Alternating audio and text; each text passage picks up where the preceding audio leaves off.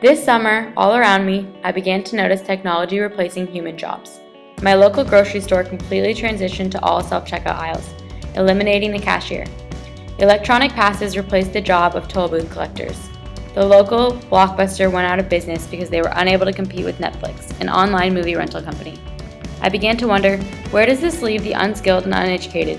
How do they compete in this technologically advanced world? And how else does technology affect the labor market, specifically in the nature of agricultural work and the telecommunications industry?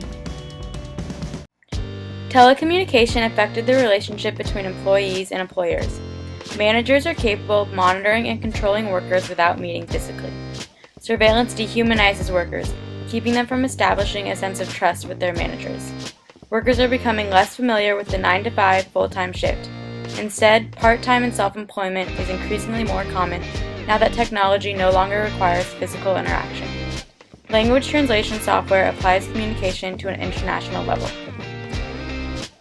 Farm families found themselves struggling to compete with the new advances in technology. Most farmers had to take up second jobs or were bought by large corporations. Young farmers found themselves with skills that were no longer useful. The new technology encouraged overproduction.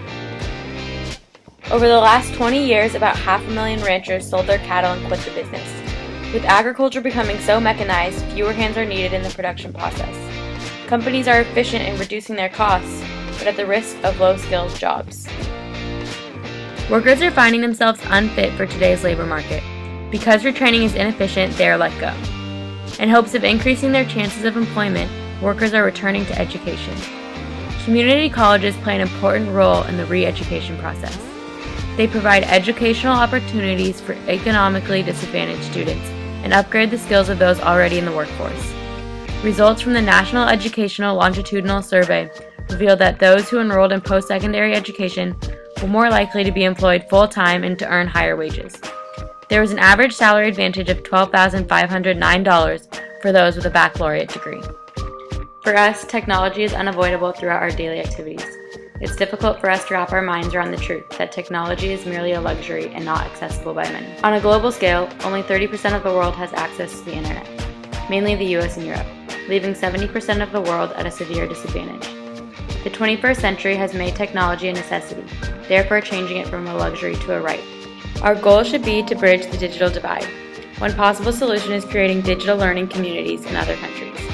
These communities not only bring people technology, but teaches them how to use it and how to benefit from it educationally. In conclusion, the technological revolution shifts demand towards the labor specializing in technology. If used appropriately, technology can bridge the digital divide and create educated citizens.